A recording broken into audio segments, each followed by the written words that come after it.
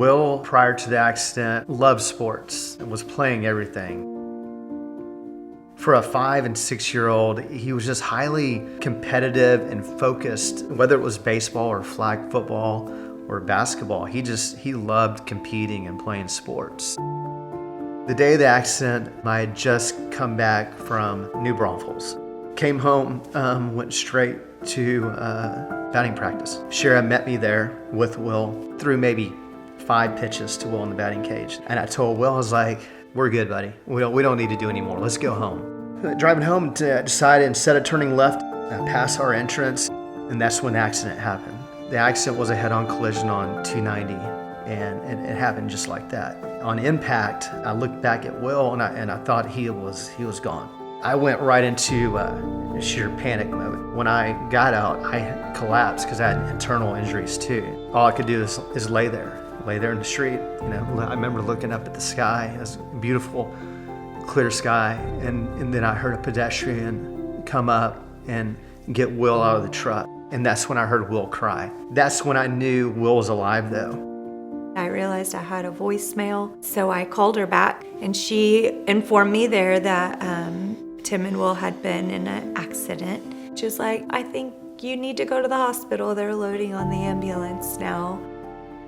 Will was not doing very well, and so they ended up having to stop at St. David's, another closer ER. They were able to see him, treat him, stabilize him. I was able to go to St. David's and see them both in the emergency room there. I saw Will first. He was laying there in the hospital with his collar not moving, and he just said, "Hi, Mommy." And that's all I needed. I knew, I was like, he's fine. Like, we're gonna be okay. Then loaded on the ambulance with Will, then off we went to Dell Children's.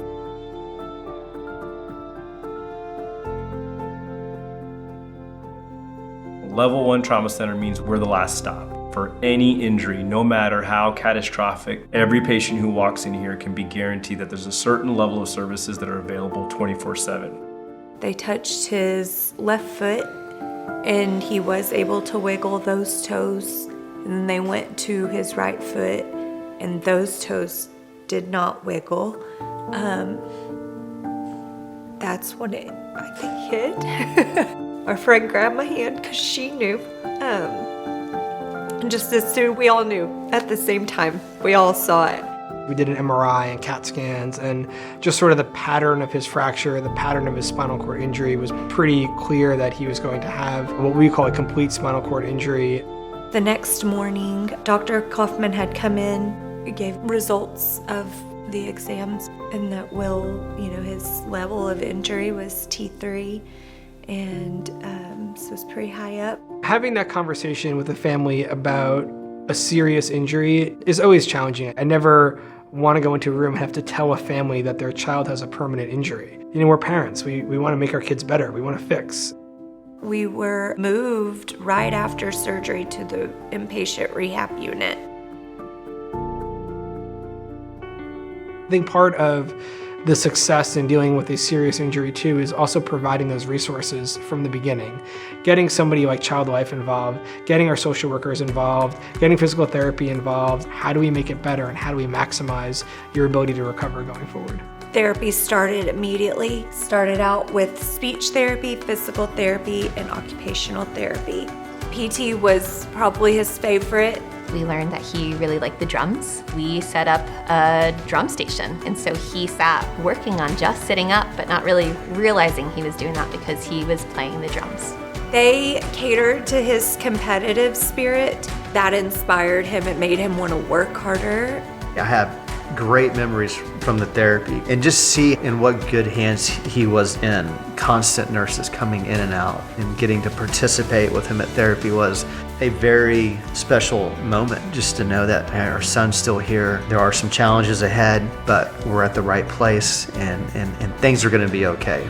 I was blown away from the first moment I walked into Dell Children's, how welcoming it was. The nurses were amazing, but the one visualization I have of Will checking out, there's a picture of Will in a chair coming down the hallway. And then there's therapists and nurses as he was exiting. And it's a picture that, it's a special picture. It's one of my favorite pictures. A lot of people that helped him get to that moment showed up and took time to say goodbye.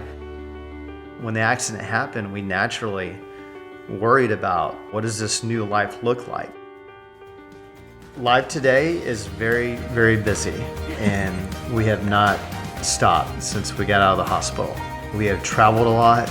We have really gone and lived life even more so to the fullest than we did prior to the accident. And I think we just decided that life is precious and it's not guaranteed. And Will has water skied and snow skied and zip line and wheelchair basketball, wheelchair track.